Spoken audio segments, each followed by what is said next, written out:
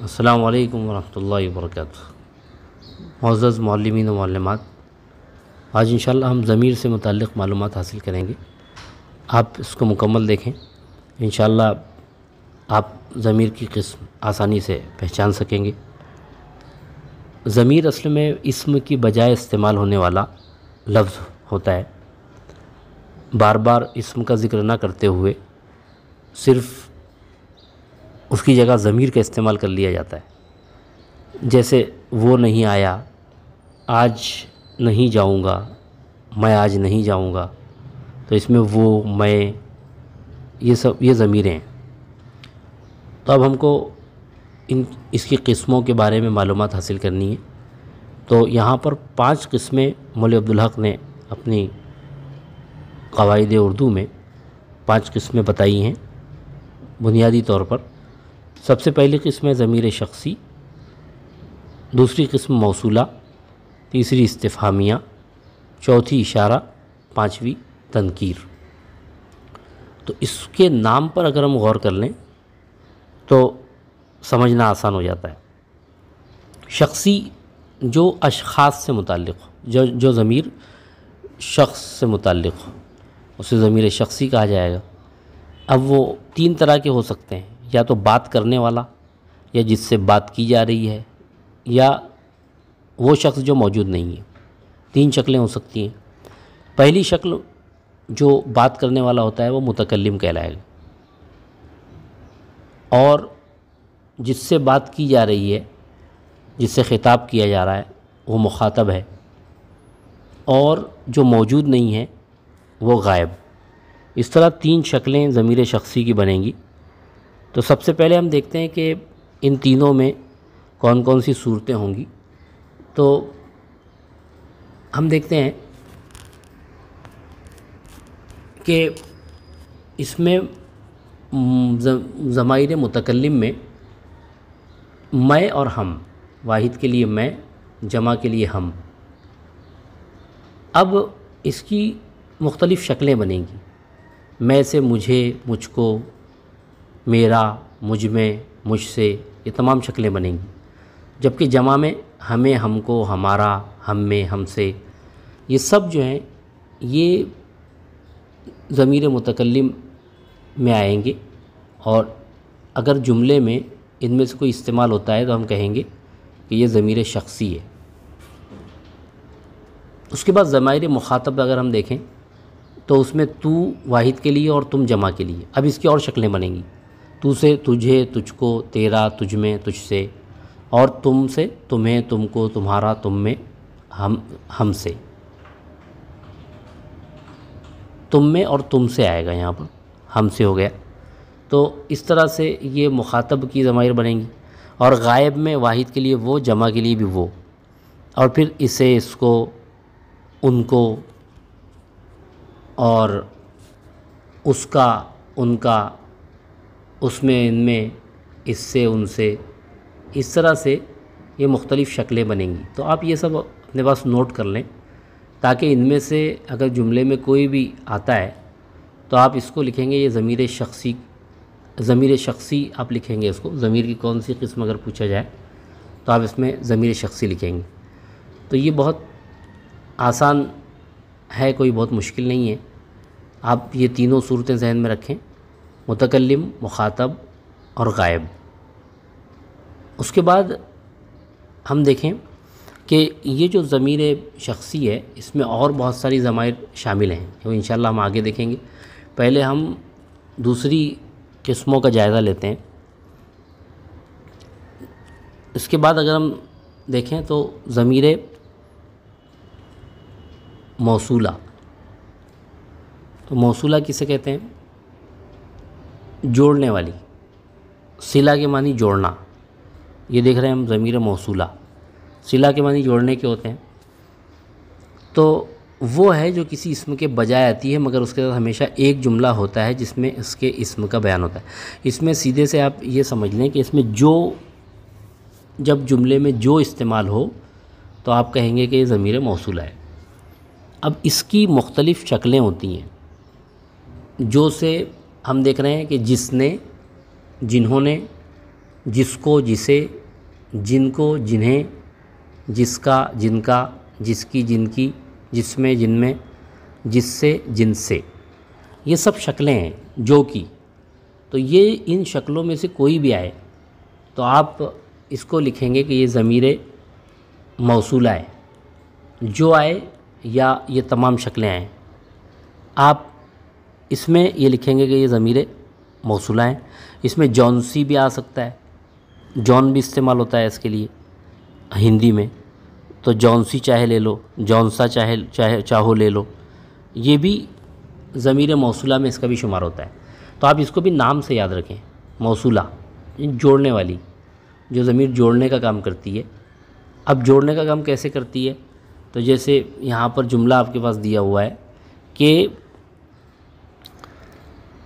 جیسے وہ کتاب جو کل چوری ہو گئی تھی مل گئی.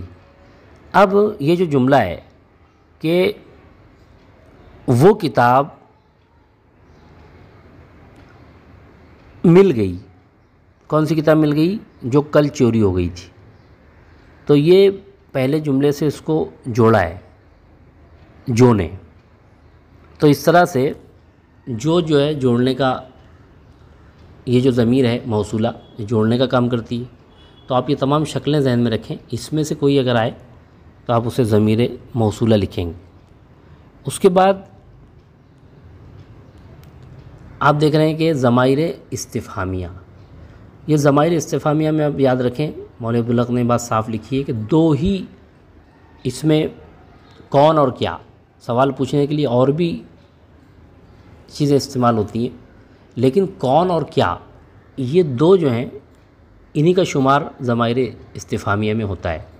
کون جو ہے جاندار کے لیے آتا ہے اور کیا جو ہے وہ بے جان کے لیے. جیسے کون کہتا ہے کیا چاہیے، تو کون کہتا ہے، یہ اس میں کون جو ہے اس کو آپ لکھیں گے کہ یہ ضمیر استفہامیہ کی مثال ہے. کیا چاہیے میں کیا جو ہے وہ ضمیر استفہامیہ ہے. اب اس کی بھی مختلف شکلیں بنیں گی، جیسے کون، کس نے، کنہوں نے، کیسے، کس کو، کس سے، کن کو، کنہیں، کن سے، کس کا، کن کا، کس میں، کن میں، کس سے، کن سے. یہ تمام شکلیں جو ہیں یہ کون سے، یہ تمام شکلیں بنی ہیں. تو اس سوال میں اگر ان شکلوں میں سے کوئی آئے تب آپ لکھیں گے کہ یہ ضمیر استفہامیہ کی مثال ہے. اگر دوسرے کوئی آئیں، کیوں، کب وغیرہ، تو پھر آپ یہ نہیں لکھیں گے کہ یہ ضمیر استفہامیہ کی مثال ہے. یہ آپ ذہن میں رکھیں ورنہ اس سے کنفیوژن اس میں ہو سکتا ہے. ہاں کیسے اگر آئے تو وہ کون ہی سے بنائیں تو وہ ضمیر استفہامیہ کی مثال ہوگا. اس کے علاوہ کس کس، کن کن، کیا کیا، اس کو دو بار بھی استعمال کیا جاتا ہے، تب بھی یہ ضمیر استفہامیہ کی مثالی ہوں گے. اور استفہامیہ سے آپ یاد رکھیں سوالیہ، جو ضمیر سوال کے لیے آتے ہیں. اب اصل میں آپ کے ذہن میں بات آئے گی کہ کون اور کیا ہی کیوں ضمیر استفہامیہ انہی کا کیوں شمار ہے. تو کون کے جواب میں، کون کا جب جواب آتا ہے تو اس میں کوئی نہ کوئی اسم آتا ہے. کون آیا، زید آیا، حامد آیا، تو اسم اس کے بجائے کون استعمال ہوتا ہے سوال میں. اور کیا جب ہم پوچھتے ہیں یہ کیا چیز ہے تو اس کے جواب میں بھی اسم آتا ہے. تو اسم کی بجائے استعمال ہونے والا چونکہ یہ لفظ ہے اور یہ سوال پوچھنے کے لیے ضمیر ہے، تو یہ کون اور کیا آپ ذہن میں رکھیں اور اس سے جتنی شکلیں بن رہی ہیں وہ بھی آپ لکھ لیں تو انشاءاللہ آپ کو آسانی ہوگی یہ پہچاننے میں. اب یہ چیز زیادہ سمجھنے کی ہے ضمائر اشارہ. ضمائر اشارہ میں عام طور سے وہ اور یہی استعمال ہوتے ہیں. اب آپ کنفیوز ہو سکتے ہیں کہ ضمیر شخصی میں بھی استعمال ہوا وہ غائب میں، تو بالکل وہ ضمیر شخصی بھی ہے اور ضمیر اشارہ بھی بن کے آتی ہے. وہ اور یہ کیسے؟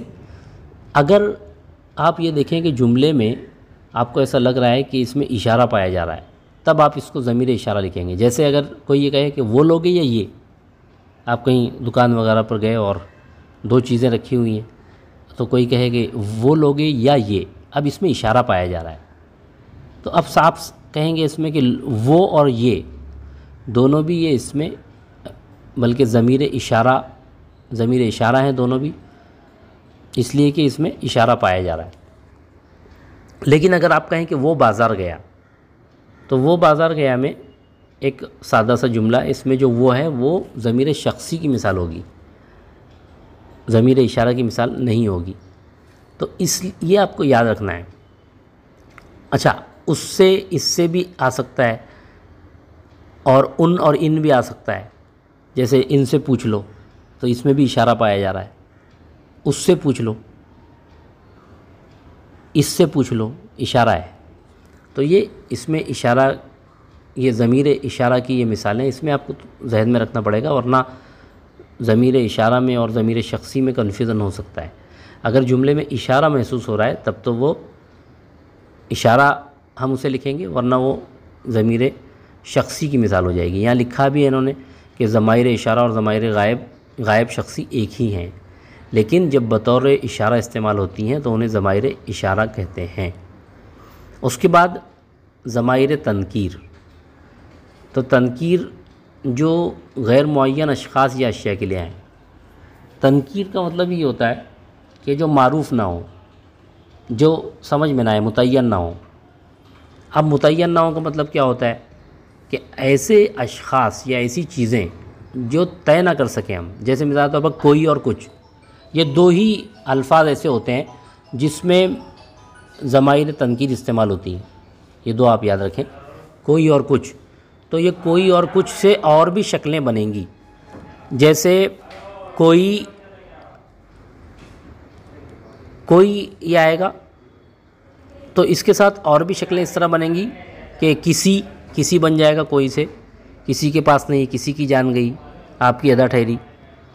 اور کوئی ڈبل یہ دو بار بھی اس کو استعمال کرتے ہیں تکرار کے ساتھ، کوئی کچھ، تو اس طرح بھی استعمال ہوتا ہے۔ تو کوئی اور کچھ آپ یہ یاد رکھیں دونوں، اور اس سے جو بنیں گے کوئی کچھ، کسی، جیسے کسی کے پاس نہیں، تو یہ کسی کے پاس بھی، یہ بھی ضمائر تنکیر میں اس کا شمار ہے۔